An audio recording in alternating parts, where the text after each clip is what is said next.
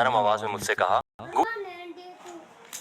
Chain, क्या तुम class खत्म होने ही वाली थी कि तभी टीचर ने अचानक मुझसे पूछा, तुम्हें कैसी लड़की पसंद है? जिस लड़की से मैं मन ही मन प्यार करता था वो ठीक मेरे पीछे बैठी थी। मैं घबरा गया और बिना सोचे बोल दिया, जिसकी आवाज बहुत प्यारी हो। अगले ही पल पीछे से एक पेन गिरने की आवाज आई। हमेशा शांत रहने वाली शेन छिंगचिू ने अचानक बहुत नरम आवाज में मुझसे कहा, गुचेन, क्या तुम मेरा पेन उठा दोगे? उसी पल मुझे एहसास हुआ कि जिससे मैं प्यार करता हूँ शायद वो भी मुझे पसंद करती है। इसके बाद हम बहुत जल्दी पूरे कॉलेज की सबसे आदर्श जोड़ी बन गए। हमने तो ये भी तय कर लिया था कि ग्रेजुएशन के बाद शादी कर लेंगे। लेकिन जब मैं अपने खुशहाल भविष्य के सपने देख रहा था तभी मेरी जिंदगी ने ऐसा मोड़ लिया जिसने सब कुछ बदल दिया। जेल जाने से पहले मेरे पिता ने मुझसे कहा, चेन, हमारे परिवार की स्थिति बहुत अलग है। शेन छिंगचिू एक बड़े और सम्मानित परिवार से है। हमारी वजह से उसकी पूरी जिंदगी बर्बाद नहीं होनी चाहिए। उस दिन उनसे मिलकर लौटने के बाद मैंने सबसे पहला काम शेन छिंगचिू से रिश्ता तोड़ने का किया। मैंने सबके सामने उसकी बहुत बुरी तरह बेइज्जती की और ऐसी बातें कही जिनका मुझे आज भी पछतावा है। लेकिन वो मेरे सामने घुटनों पर बैठकर मुझसे रिश्ता न तोड़ने की विनती करती रही। फिर भी मेरा दिल नहीं पिघला। मैंने उसे हर जगह से ब्लॉक कर दिया, अपना शहर बदल लिया और उसकी जिंदगी से हमेशा के लिए गायब हो गया। मैंने कभी नहीं सोचा था कि इस जिंदगी में मेरी उससे दोबारा मुलाकात होगी। उस दिन मैं अपने दोस्तों की एक डिनर पार्टी में गया था। जैसे ही मैं कमरे के अंदर गया मेरी नजर सीधे एक बेहद परिचित चेहरे पर जाकर ठहर गई। उसे देखते ही मेरा दिल जोर जोर से धड़कने लगा। मैं पूरी तरह घबरा गया। शेन छिंगचिू सफेद शर्ट और काली स्कर्ट पहने बैठी थी। उसका लंबा और संतुलित व्यक्तित्व पहले से भी ज्यादा आकर्षक लग रहा था। उसकी शालीनता और नजाकत बिल्कुल वैसी ही थी जैसी मुझे याद थी। पुरानी यादें अचानक मेरी आंखों के सामने लौट आईं। वही लड़की जो हमेशा धूप में मुस्कुराती रहती थी, मानो अभी कल ही मुझे गले लगाकर शरारत से कह रही हो, चेन, मुझे किस करो। मेरे हाथ हल्के हल्के कांपने लगे। घबराहट में मेरा मन बस वहाँ से भाग जाने का कर रहा था। तभी आन शुएंग ने मुझे आवाज दी, गुचेन, अभी आए हो और वापस जा रहे हो? मेरे कदम वहीं रुक गए। दरवाजे का हैंडल पकड़े मेरा हाथ हवा में ही ठहर गया। कमरे में मौजूद लगभग सभी लोगों की नजरें मुझ पर टिक गईं, सिर्फ शेन छिंगचिू को छोड़कर। उसकी उंगली फोन की स्क्रीन पर रुक गई, लेकिन उसने मेरी तरफ एक बार भी नहीं देखा। आन शुएंग ने फिर कहा, अंदर आओ। झाओ शिन भी अभी पहुंचने वाला है। झाओ शिन मेरा सबसे अच्छा दोस्त था। पिछले महीने उसकी मुलाकात आन शुएंग से हुई थी। दोनों पहली ही मुलाकात में एक दूसरे को पसंद करने लगे और जल्द ही उनका रिश्ता तय हो गया। उनकी शादी अगले महीने होने वाली थी। आज की ये डिनर पार्टी उनकी शादी के कार्यक्रमों की तैयारी के लिए रखी गई थी। मैंने खुद को बहुत मुश्किल से संभाला और फिर जाकर अपनी सीट पर बैठ गया। बैठते ही मेरी नजर शेन छिंगचिू के पास बैठे एक सुंदर युवक पर पड़ी। वो था मो रेन्याओ, जो बचपन से शेन छिंगचिू का बहुत करीबी दोस्त था। जब मैं और शेन छिंगचिू रिश्ते में थे तब भी वो मुझे बिल्कुल पसंद नहीं करता था। आज भी उसकी आंखों में मेरे लिए वही नफरत थी। वो व्यंग्य से बोला, दीदी, क्या आप किसी को भी बुलाकर दूल्हे का दोस्त बना लेते हैं? उसकी बात सुनते ही पूरा कमरा एकदम शांत हो गया। आन शुएंग भी हैरान रह गई। दोस्तों की महफिल में किसी को इतनी बुरी तरह बोलते मैंने पहले कभी नहीं सुना था। मेरे सीने में जैसे दर्द उठने लगा। मैंने अनजाने में शेन छिंगचिू की तरफ देखा, लेकिन उसने सिर झुकाए रखा। वो ऐसे फोन देख रही थी जैसे इस सब से उसका कोई लेना देना ही न हो। तभी एक लड़के ने नाराज होकर पूछा, तुम किसकी बात कर रहे हो? मो रेन्याओ घमंड से मुस्कुराया, मैं किसकी बात कर रहा हूँ उसे अच्छी तरह पता है। शेन छिंगचिू की नजरों में मैं सिर्फ एक बेकार इंसान बनकर रह गया था। आन शुएंग के चेहरे पर साफ झिझक दिखाई दे रही थी। वो बोली, तो तुम लोग पहले से एक दूसरे को जानते हो? चेन मेरे होने वाले पति का सबसे अच्छा दोस्त है। मेरी खातिर ही सही थोड़ा माहौल ठीक कर लो। अगर पहले कोई मन मुटाव था तो आज की रात उसे यहीं खत्म कर देते हैं। 3 ग्लास पी लो और हाथ मिलाकर सब भूल जाओ, ठीक है? मो रेन्याओ ने तिरस्कार से होंठ टेढ़े किए। मेरा इससे कोई झगड़ा नहीं है। मैं ऐसे घटिया इंसान को जानता तक नहीं। अगर किसी को इससे शिकायत है तो वो शेन छिंगचिू है। उनसे पूछो कि क्या वो इसे माफ कर सकती हैं। आन शुएंग का चेहरा और भी असहज हो गया। उसने जबरदस्ती मुस्कुराते हुए पूछा, छिंगचिू, क्या तुम चेन को जानती हो? मैंने अनजाने में अपनी मुट्ठियां भींच ली। न जाने क्यों मैं बेहद घबराने लगा। शेन छिंगचिू ने धीरे से अपना फोन नीचे रखा, फिर मेरी ओर देखा। उसकी आवाज हमेशा की तरह शांत थी, लेकिन उसमें जरा भी अपनापन नहीं था। नहीं जानती। उस एक पल में ऐसा लगा जैसे किसी ने मेरे दिल पर जोर से वार कर दिया हो। दर्द इतना गहरा था कि सांस लेना मुश्किल हो गया। मेरी आंखें भर आने को थीं। आन शुएंग ने हम दोनों को देखा और माहौल संभालने की कोशिश की। जब दोनों ही कह रहे हैं कि एक दूसरे को नहीं जानते तो इस बात को यहीं खत्म करते हैं। चलो अब एक गेम खेलते हैं। दोस्तों की महफिल में एक दूसरे को जल्दी जानने का सबसे मशहूर खेल था सच या चुनौती। घूमती हुई बोतल धीरे धीरे रुक गई और जैसा सबने सोचा था वो शेन छिंगचिू की तरफ इशारा कर रही थी। किसी ने पूछा, सच या चुनौती? शेन छिंगचिू ने बिना किसी भाव के जवाब दिया, चुनौती। आन शुएंग ने एक पर्ची उठाई। उसे पढ़ते ही वो चौंक गई। टिश्यू पेपर के आर पार यहाँ मौजूद किसी एक लड़के को 2 मिनट तक किस करना होगा। शेन छिंगचियो की भौहें हल्की सिकुड़ गईं, उसके चेहरे की मुस्कान भी गायब हो गई। उधर मेरी उंगलियां अनजाने में मेरी पैंट को कसकर पकड़ चुकी थीं। मेरे सीने में अजीब सी कसक उठ रही थी। मो रेन्याओ तुरंत एक टिश्यू उठा लाया। उसके चेहरे पर बड़ी सी मुस्कान थी। अब तुम लोगों का कोई मौका नहीं है, छिंगचियो दीदी तो मुझे ही किस करेंगी। ये कहते हुए उसने टिश्यू अपने होठों पर रख लिया और शेन छिंगचियो की ओर झुक गया। सभी लोग उत्सुकता से ये दृश्य देखने लगे, लेकिन शेन छिंगचियो ने सामने रखा शराब का ग्लास उठाया और एक ही सांस में पूरा पी गई। उसने चुनौती की सजा स्वीकार कर ली, लेकिन किसी को किस नहीं किया। मो रेन्याओ नाराज होकर बोला, दीदी आप भी ना, इतनी शर्म किस बात की। शेन छिंगचियो ने बस ठंडे चेहरे से उसकी ओर देखा। उसने कोई जवाब नहीं दिया। खेल कई और राउंड तक चलता रहा। आखिरकार बोतल मेरी तरफ आकर रुकी। मैंने थोड़ा सोचकर सच चुना। मो रेन्याओ को जैसे इसी मौके का इंतजार था। वो तुरंत बोला, मेरा सवाल है 5 साल पहले जो तुमने किया था, क्या तुम्हें उसका कभी पछतावा हुआ। शेन छिंगचियो की मुट्ठी हल्के से भींच गई। उस सवाल का मतलब किसी और को समझ नहीं आया। सभी लोग उलझन में थे, लेकिन सबकी निगाहें मुझ पर टिक गईं। उसी समय मुझे 5 साल पहले की बातें याद आने लगीं। उसके परिवार वालों ने मुझसे कहा था, छिंगचियो हमारे परिवार की सबसे होनहार बेटी है। अब जबकि तुम्हारे पिता जेल जा चुके हैं, मैं चाहता हूँ कि ये बात उसे कभी पता न चले। उसके भविष्य पर इसका कोई असर नहीं पड़ना चाहिए। तुम समझदार लड़के हो। अगर तुम्हें सच में उससे प्यार है तो मुझे यकीन है कि तुम सही फैसला लोगे। लेकिन मैं उससे सिर्फ थोड़ा सा नहीं, पूरी दिल से प्यार करता था। मैंने बिना हिचकिचाए जवाब दिया, मुझे बिल्कुल पछतावा नहीं है। अगर मुझे फिर से वही मौका मिले तो मैं दोबारा भी यही फैसला लूंगा। मेरी बात सुनकर मो रेन्याओ बहुत संतुष्ट दिखाई दिया। उसके होंठों पर हल्की मुस्कान आ गई। वो अच्छे मूड में बोला, चलो खेल आगे बढ़ाते हैं। तभी झाओ शिन अंदर आया। उसके आते ही माहौल फिर से हंसी मजाक से भर गया। उसने तुरंत महसूस कर लिया कि मैं ठीक नहीं हूँ। वो मुझे खींचकर वॉशरूम के बाहर ले गया। उसने पूछा, आज तुम्हें क्या हुआ है, तुम कुछ बदले बदले लग रहे हो। मैंने हल्की मुस्कान बनाते हुए कहा, कुछ नहीं, शायद बस बहुत थक गया हूँ। झाओ शिन ने चिंता भरी नजरों से मेरी तरफ देखा। बस थोड़ी देर में सब खत्म हो जाएगा, घर जाकर आराम करना, खुद पर इतना दबाव मत डाला करो, सब ठीक हो जाएगा। मैंने चुपचाप सिर हिला दिया। कुछ देर की खामोशी के बाद मैंने पूछा, झाओ शिन, क्या तुम्हारी मंगेतर और शेन छिंगचियो एक दूसरे को अच्छी तरह जानते हैं। वो बोला, हाँ, दोनों की काफी अच्छी दोस्ती है। शेन छिंगचियो राजधानी की रहने वाली है। करीब 6 महीने पहले वहाँ की एरोस्पेस रिसर्च इंस्टीट्यूट से यहाँ शेन चैंग ट्रांसफर होकर आई है। फिर उसने अचानक मुस्कुराते हुए पूछा, चेन, क्या तुम्हें उसमें दिलचस्पी है। मैंने जल्दी से सफाई दी, नहीं, ऐसी कोई बात नहीं, मैं तो बस। वो हंस पड़ा, समझ गया, सब समझ गया। फिर मुस्कुरा कर बोला, मैं तुम्हारे मन की बात समझ सकता हूँ। उसने लंबी सांस ली। आखिर वो इतनी खूबसूरत है, उसका व्यक्तित्व भी कमाल का है, एक नामी विश्वविद्यालय से पढ़ी है और उसका भविष्य भी बहुत उज्जवल है। मैंने बस एक गहरी सांस ली और कुछ नहीं कहा। झाओ शिन सिर्फ इतना जानता था कि कॉलेज में मेरी 4 साल तक एक गर्लफ्रेंड थी, लेकिन उसे ये नहीं पता था कि मेरी वही पुरानी मोहब्बत शेन छिंगचियो ही थी। हम दोनों जैसे ही वॉशरूम से बाहर निकले, मैंने देखा कि शेन छिंगचियो बाहर खड़ी थी। मेरे कदम अचानक भारी हो गए। मेरी नजरें उसी पर टिक गईं। अचानक उसने मेरा हाथ कसकर पकड़ लिया। उसने सिर्फ एक शब्द कहा, बात करनी है। झाओ शिन हैरानी से हमें देखने लगा, फिर मुस्कुराकर बोला, तुम लोग बात करो, और वहाँ से चला गया। मैं अभी कुछ समझ भी नहीं पाया था कि शेन छिंगचियो मुझे खींचकर सीढ़ियों वाले हिस्से में ले गई। अगले ही पल उसने मेरे दोनों कंधे पकड़ लिए और बिना कुछ कहे सीधे मेरे होंठों पर अपने होंठ रख दिए। ये सब इतना अचानक हुआ कि मुझे संभलने का मौका ही नहीं मिला। उस चुंबन में प्यार कम, गुस्सा, शिकायत और सजा ज्यादा थी। काफी देर बाद जब मुझसे और सहा नहीं गया तो मैंने उसके होंठ पर जोर से काट लिया। दर्द की वजह से उसने मुझे छोड़ दिया। उसकी गर्म सांसें अब भी मेरे चेहरे से टकरा रही थीं। वो धीमी लेकिन ठंडी आवाज में बोली, जब तुम मेरी जिंदगी से चले ही गए थे वो तो पूरी तरह गायब ही रहते। दोबारा कभी मेरी नजरों के सामने मत आना। क्या ऐसा कर सकते हो। मेरा गला भर आया। बड़ी मुश्किल से मैंने खुद को संभाला और बिना कुछ सोचे जवाब दिया, ठीक है। उसने अपने कटे हुए होंठ को हल्के से छुआ। उसकी आंखों में जरा भी मोह नहीं बचा था। वो मुड़ी और सीढ़ियों से नीचे चली गई। मैं वहीं दीवार से टिककर धीरे धीरे नीचे बैठ गया। ऐसा लगा जैसे मेरा दिल दूसरी बार टूट गया हो। दर्द इतना गहरा था कि सांस लेना भी मुश्किल हो गया। कुछ देर वहीं बैठकर खुद को संभालने के बाद मैंने झाओ शिन को एक संदेश भेजकर विदा ली। फिर आंखों के आंसू पोंछे और पूरी तरह टूटे हुए मन से होटल से बाहर निकल गया। अगली सुबह मोबाइल की तेज घंटी ने मेरी नींद तोड़ दी। स्क्रीन पर नाम चमक रहा था,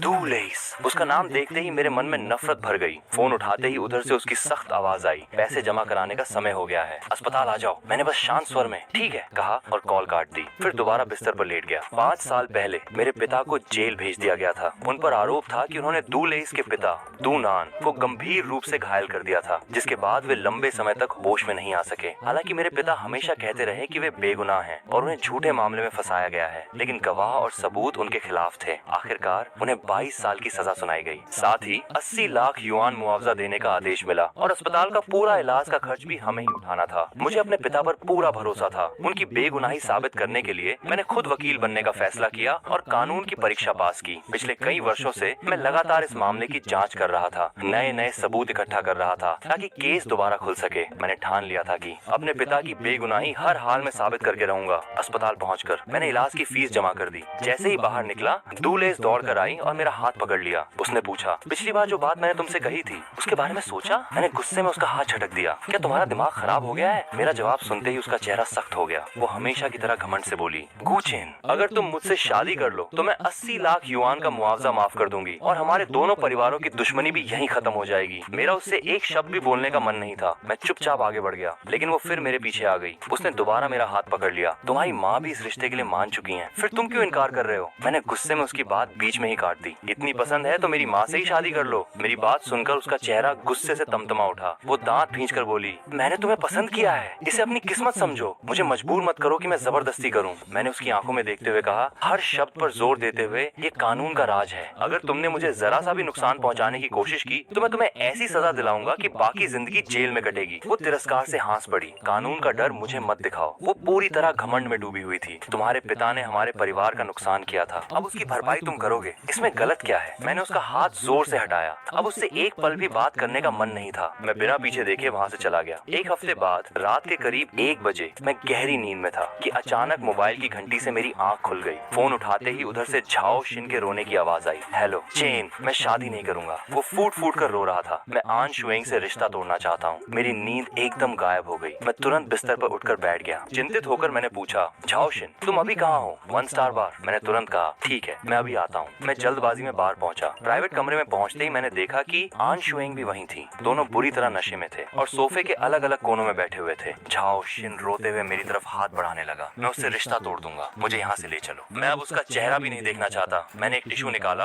और उसके पास बैठ गया। धीरे से उसके आंसू पहुंचते हुए मैंने कहा, इतनी शराब क्यों पी ली? गुस्से में कोई फैसला मत लो, पहले नशा उतरने दो, फिर आराम से बात करेंगे। उधर आन शुएंग भी नशे में लड़खड़ाते हुए खड़ी हो गई। वो मेरी तरफ देखकर बोली, अरे फिर से तुम आ गए? उसकी आवाज सुनते ही मेरा दिल जोर से धड़क उठा। मैंने घबरा कर दरवाजे की तरफ देखा। शेन छिंगच्यू वहाँ खड़ी थी। उसकी आंखों में गहरी भावनाएं छिपी थीं, लेकिन उसकी नजरें सीधे मुझ पर टिकी हुई थीं। हमारी नजरें मिली और मेरा मन फिर से बिखर गया। एक अजीब सा डर मुझे घेरने लगा। आन शुएंग लड़खड़ाते हुए शेन छिंगच्यू से जा लिपटी। उसने कांपते हाथ से झाओ शिन की तरफ इशारा किया। रोते हुए बोली, वो मुझसे रिश्ता तोड़ना चाहता है। बताओ, क्या इस आदमी के दिल में जरा भी एहसास नहीं है? लेकिन शेन छिंगच्यू की नजर झाओ शिन पर नहीं थी। वो लगातार मुझे ही देख रही थी। फिर उसने धीमे से कहा, हाँ, उसके दिल में कोई एहसास नहीं है। मैंने अपराध बोध में उसकी नजरों से बचते हुए झाओ शिन को सहारा दिया और हम दोनों धीरे धीरे बाहर निकल गए। बाहर से बाहर आते ही झाओ शिन जिद करने लगा कि उसे अपने नए घर जाना है। मैं थोड़ा झिझका। मैंने कहा, लेकिन आन शुएंग भी वहीं आएगी, मुझे डर है कि तुम दोनों फिर से झगड़ने लगोगे। झाओ शिन नशे में जोर से बोला, वो अपनी माँ के घर चली जाएगी, वो आज घर नहीं आएगी। उसकी बात सुनकर मुझे उनके झगड़े की वजह कुछ कुछ समझ आ गई। आन शुएंग बचपन से अपनी माँ के साथ अकेली पली बढ़ी थी, जबकि झाओ शिन हमेशा अपने परिवार के लाड़ प्यार में रहा था। उसे आजाद और बेफिक्र जिंदगी पसंद थी। वो अपनी मर्जी से जीना चाहता था। शायद वो अपने ससुराल वालों के साथ रहना नहीं चाहता था। आखिरकार मैं उसे उसके घर छोड़ने के लिए निकल पड़ा। मुझे झाओ शिन को उसके शादी वाले घर छोड़ना पड़ा। मैंने अभी उसे ठीक से सुलाया ही था कि बाहर से दरवाजा खुलने की आवाज आई। मेरा दिल जोर से धड़क उठा। मैं जल्दी से कमरे से बाहर निकला। दरवाजे पर मैंने देखा शेन छिंगच्यू बुरी तरह नशे में धुत आन शुएंग को सहारा देकर अंदर ला रही थी। उसने आन शुएंग को सीधे सोफे पर लिटा दिया। फिर उसने सिर घुमाकर मेरी तरफ देखा। हमारी नजरें एक पल के लिए मिली। मैं बुरी तरह घबरा गया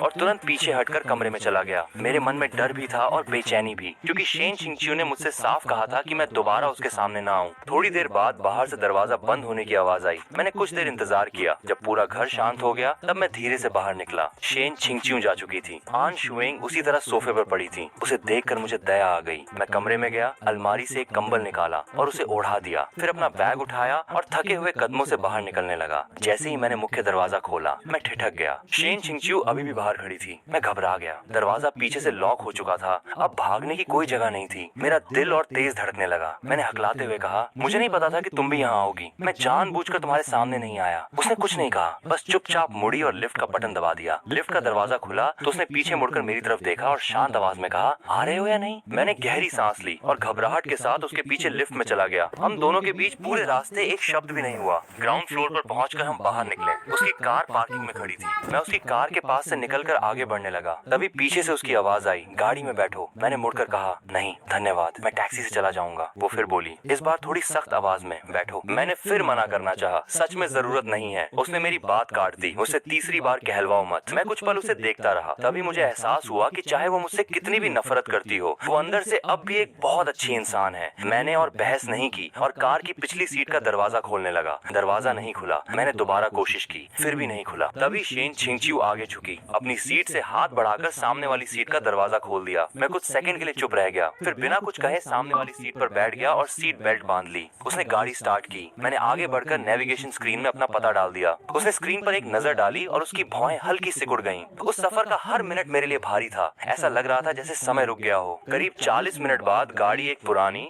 जर्जर 3 मंजिला इमारत के सामने रुकी। मैंने धीरे से कहा, मैं पहुंच गया, धन्यवाद। मैं सीट बेल्ट खोलकर नीचे उतर गया, लेकिन मैंने देखा कि शेन छिंगचिू भी गाड़ी से उतर आई। वो कार के सामने से घूमकर उस पुरानी इमारत को देखने लगी। उसकी आंखों में हैरानी और गुस्सा मिला हुआ था। उसने मेरी तरफ देखा और पूछा, तुम यहाँ रहते हो? मैंने जवाब नहीं दिया, बस चुपचाप उसकी तरफ देखता रहा। पीली स्ट्रीट लाइट की रोशनी उसके चेहरे पर पड़ रही थी। उसका चेहरा बेहद शांत था, लेकिन उस शांति के भीतर दबा हुआ गुस्सा साफ महसूस हो रहा था। उसने गहरी सांस ली, जैसे उसके सीने में कुछ अटका हो। फिर बहुत ठंडी आवाज में बोली, गुचेन, यही है वो खुशहाल जिंदगी जिसके लिए तुमने मुझे छोड़ दिया था? मेरे दिल में तेज दर्द उठा। मुझे अंदाजा हो गया कि वो आगे क्या कहने वाली है। मैं तुरंत मुड़कर इमारत की तरफ चलने लगा। मैं उसकी बातें सुनना नहीं चाहता था, लेकिन वो तेज कदमों से मेरे पीछे आई और उसने मेरा हाथ पकड़कर मुझे अपनी तरफ खींच लिया। मैंने अभी कुछ कहा भी नहीं था कि मेरी आंखें भर आईं। ऐसा लग रहा था जैसे मैं किसी गहरे अंधे समंदर में डूबता जा रहा हूँ। फिर उसकी टूटी हुई गुस्से से कांपती आवाज मेरे कानों में पड़ी, गुचेन, तुम्हें जरा भी शर्म नहीं आती? उसकी आवाज में दबा हुआ दर्द साफ सुनाई दे रहा था। यही है वो जिंदगी जिसके लिए तुमने मुझे धोखा दिया? मेरा हाथ छोड़ दो। मेरा गला जैसे किसी तेज धार वाली चीज से जकड़ गया था। दर्द इतना था कि मेरी आवाज भर्रा गई। लगभग गिड़गिड़ाते हुए मैंने कहा, मैं मानता हूँ मेरी जिंदगी आज बहुत बुरी हालत में है। मैं एक प्रतिष्ठित विश्वविद्यालय के फाइनेंस विभाग से पढ़ा था। कभी राजधानी में अच्छी तनख्वाह वाली नौकरी करता था। मेरे पास सम्मानजनक करियर था और एक ऐसी प्रेमिका थी जिस पर मुझे गर्व था। लेकिन आज मैं सिर्फ एक जनहित का वकील हूँ। साधारण नौकरी की तनख्वाह मिलती है, सिर पर भारी कर्ज का बोझ है। शहर के बाहरी इलाके में एक पुराने मकान में रहता हूँ और हर दिन जी तोड़ मेहनत करता हूँ। जिस झूठे बहाने से मैंने कभी उससे रिश्ता तोड़ा था, आज वही बात मेरी अपनी जिंदगी पर भारी पड़ रही थी। हर दिन ऐसा लगता था जैसे कोई कुंद चाकू मेरे दिल को धीरे धीरे काट रहा हो। मैं खुद को ही इसका दोषी मानता था। मुझे रोने का भी कोई हक नहीं था, फिर भी मेरा दिल जैसे टुकड़ों में बिखर रहा था।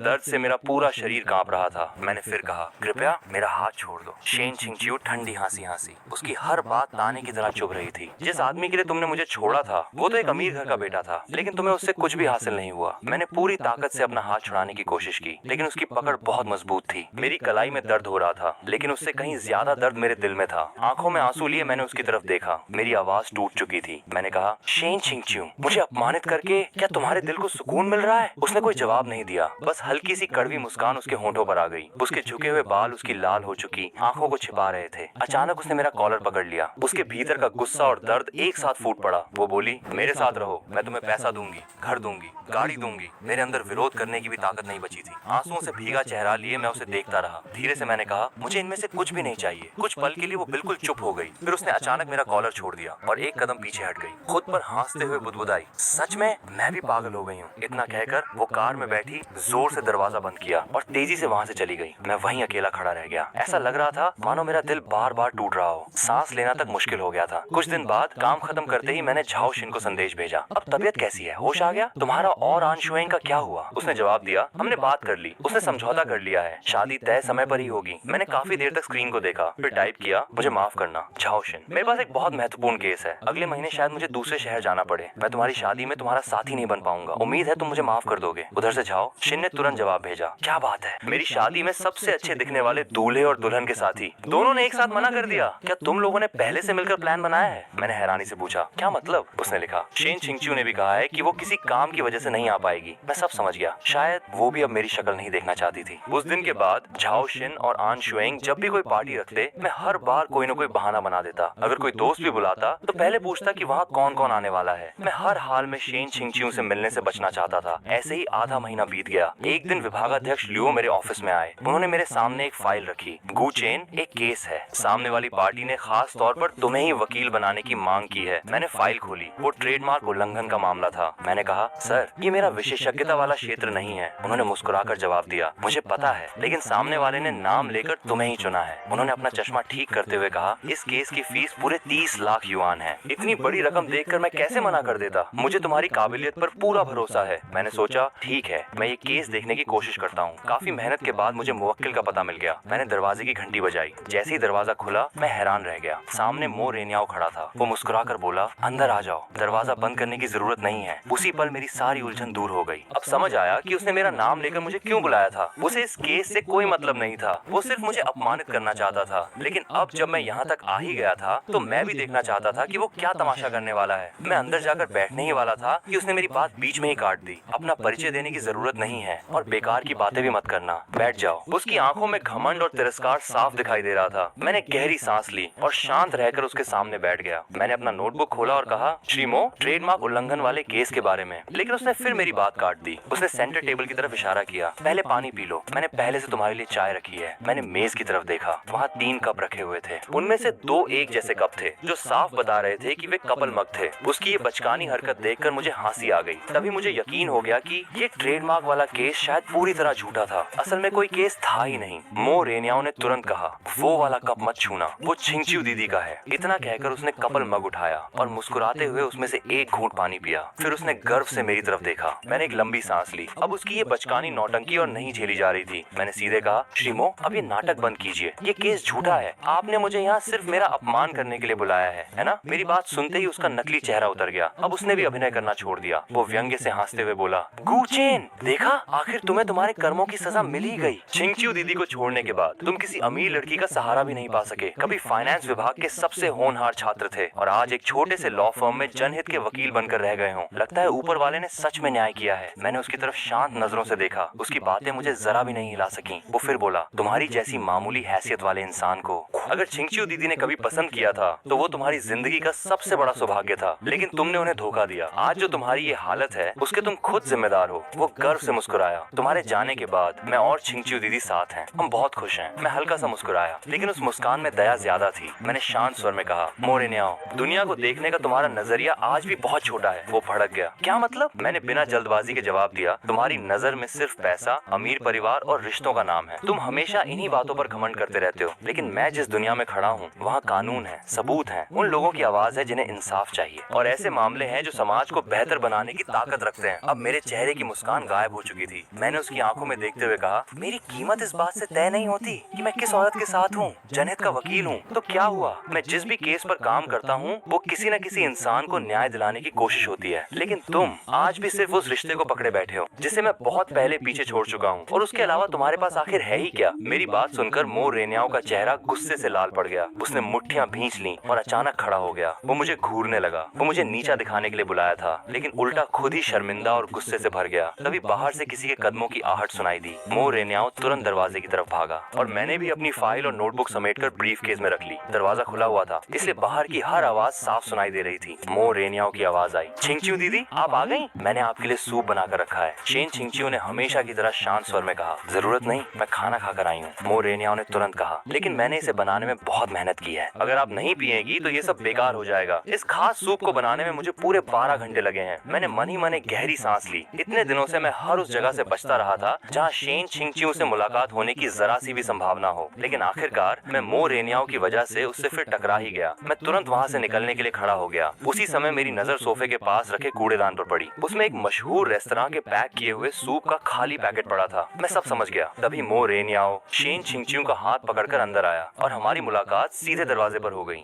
जैसे ही हमारी नजरें मिली, हम दोनों कुछ पल के लिए बिल्कुल स्थिर रह गए। ऐसा लगा जैसे समय वहीं थम गया हो। आसपास की सारी आवाजें गायब हो गईं। उस पर मेरी नजरों में सिर्फ शेन छिंगचियो थी। वो मुझे गहरी नजरों से देख रही थी। उसकी आंखों की गंभीरता ने मुझे बेहद असहज कर दिया। मैं अनजाने में थोड़ा संकोच से भर गया। मो रेन्याओ जल्दी से चप्पल लेकर आया। उन्हें शेन छिंगचियो के सामने रखते हुए बोला, छिंगचियो दीदी, पहले जूते बदल लीजिए। लेकिन शेन छिंगचियो ने उसकी बात का कोई जवाब नहीं दिया। वो लगातार मेरी तरफ ही देखती रही। माहौल संभालने के लिए मो रेन्याओ घबरा कर बोला, असल में ट्रेडमार्क वाले केस के लिए मैंने एक लॉ फर्म से संपर्क किया था। किसी दोस्त ने उनकी सिफारिश की थी। मुझे सच में नहीं पता था कि वही लोग इन्हें भेज देंगे। उसकी बात सुनते ही मेरे मन में गुस्सा भर गया। मैंने उसकी तरफ तीखी नजर से देखा। मुझे नहीं पता था कितना बड़ा झूठ था ये। शेन छिंगचियो ने धीरे से उसकी तरफ देखा। उसकी आवाज ठंडी हो गई। तुम्हारी कंपनी का ट्रेडमार्क कब से हो गया? मो रेन्याओ का चेहरा एकदम उतर गया। वो बनावटी मुस्कान के साथ असहज होकर खड़ा रह गया। मुझे समझ आ गया कि अब वहाँ रुकने का कोई मतलब नहीं था। मैंने धीरे से कहा, मैं चलता हूँ, आप लोगों को परेशान नहीं करूंगा। उस पल मुझे बस एक ही बात महसूस हो रही थी, मैं वहाँ एक पल भी और नहीं रुकना चाहता था। लेकिन इस समय शेन छिंगचियो जूते रखने वाली अलमारी के पास खड़ी थी। वो दरवाजे के सामने इस तरह खड़ी थी कि मेरा रास्ता रुक गया। मैं जूते भी नहीं बदल पा रहा था। मो रेन्याओ घमंड भरे अंदाज में बोला, ठीक है तुम जा सकते हो, वैसे भी तुम्हारी काबिलियत कुछ खास नहीं है, तुम इतने प्रोफेशनल भी नहीं लगते, मैं अपना केस तुम्हारे भरोसे नहीं छोड़ सकता। उसकी बात सुनकर मुझे हंसी आ गई। जिस आदमी की अपनी कोई कंपनी ही नहीं, उसके पास ट्रेडमार्क आया कहाँ से? मैं भी हर बात चुपचाप सहने वालों में से नहीं था। मैंने शांत लेकिन सख्त आवाज में कहा, मेरी पेशेवर ईमानदारी इस बात में है कि मैं कानून और सच्चाई का सम्मान करता हूँ, न कि ऐसे इंसान की बेइज्जती सहूं जिसकी अपनी कोई कंपनी तक नहीं है और जो सिर्फ अपनी झूठी शान के लिए मुझे अपमानित करना चाहता है। आज हमारी जितनी देर बात हुई है उसकी फीस मैं सेकंड के हिसाब से लूंगा, बिल मैं बाद में तुम्हारे पते पे भेज दूंगा, बस उसे स्कैन करके भुगतान कर देना। इतना कहकर मैं सीधे बाहर निकलने लगा। जब मैं शेन चिंगचिंग और मो रेनियाओ के बीच से गुजरा तो मैंने हल्के से अपनी कोहनी से शेन चिंगचिंग को छुआ और कहा, जरा रास्ता दीजिए। वो एक कदम पीछे हट गई, हल्का सा भौं सिकोड़कर मुझे देखने लगी। मो रेनियाओ गुस्से में चिल्लाया, गुचेन ये कैसा व्यवहार है? लेकिन मैंने उसकी तरफ देखा तक नहीं। मैंने अपने जूते पहने और दरवाजे से बाहर निकल गया। फिर भी मेरा गुस्सा शांत नहीं हुआ। मैं पलटकर उसकी तरफ देखने लगा। मैंने मुस्कुराते हुए कहा, शिमो,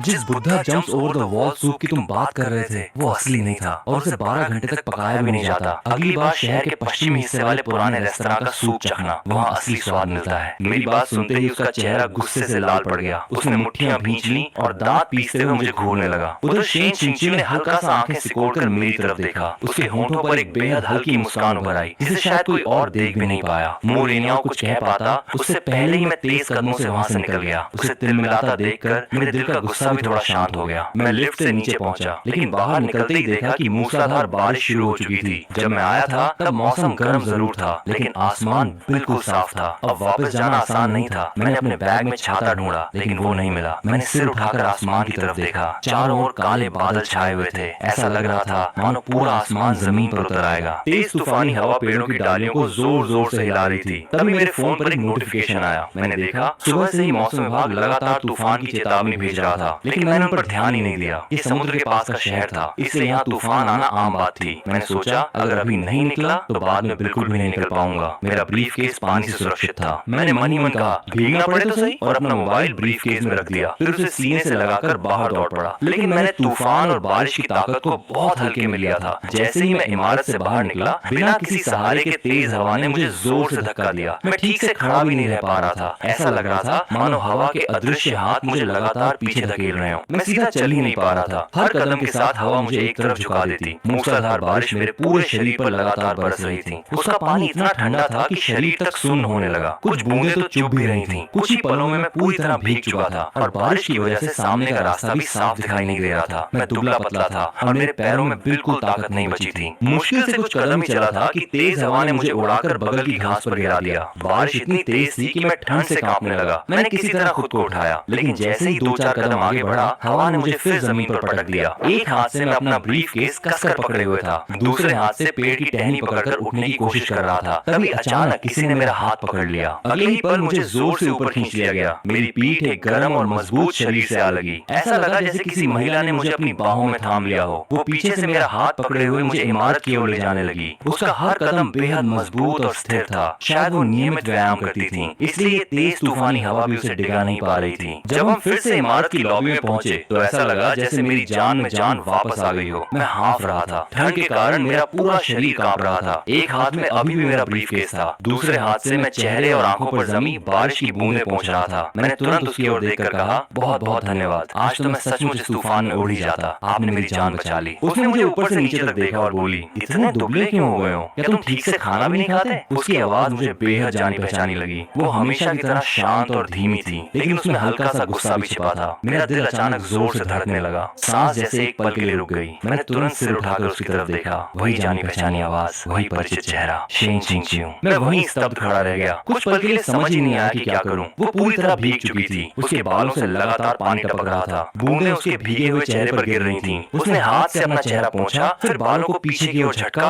और उनमें जमा पानी झाड़ दिया। उसने भौहें सिकोड़कर मेरी तरफ देखा। शायद मेरे घबराए हुए चेहरे को देखकर उसे और गुस्सा आ गया। उसने सख्त आवाज में पूछा, बाहर इतना भयानक तूफान चल रहा है, तुम वहाँ भागकर क्या करने गए थे? मैं होश में आया और धीमी आवाज में बोला, मौसम विभाग ने कहा है कि 1 घंटे में तूफान सीधे इस शहर से टकराएगा। अगर अभी नहीं निकलता तो बाद में बिल्कुल भी नहीं निकल पाता। वो बाहर की ओर देखने लगी, फिर मेरी तरफ देखकर बोली, अभी की हवा ही तुम्हें गिराने के लिए काफी है। मैंने झिझकते हुए उसकी तरफ देखा और संकोच से पूछा। मैंने हिम्मत जुटाकर पूछा, क्या आप मुझे अपनी गाड़ी से घर छोड़ सकती हैं? शेन चिंगचिंग ने भौहें सिकोड़ते हुए पूछा, और उसके बाद मैं उसकी बात समझ नहीं पाया। वो बोली, मैं तुम्हें घर छोड़ दूंगी, फिर तूफान शहर में आ जाएगा, सड़कें पानी से भर जाएंगी और मैं तुम्हारे इलाके में ही फंस जाऊंगी। मुझे अपनी बात पर शर्मिंदगी महसूस हुई। मैं बारिश में इतना भीग चुका था कि ठीक से सोच भी नहीं पा रहा था। मैंने तुरंत माफी मांगी, माफ कीजिए, मैंने ये बात सोची ही नहीं। उसकी आंखों की गहराई और बढ़ गई। उसने गहरी सांस ली, फिर बाहर मूसलाधार बारिश की तरफ देखते हुए कहा, चलो ऊपर चलकर पहले अपने भीगे हुए कपड़े बदल लो। लेकिन ये सुनते ही मेरा दिल फिर से भारी हो गया।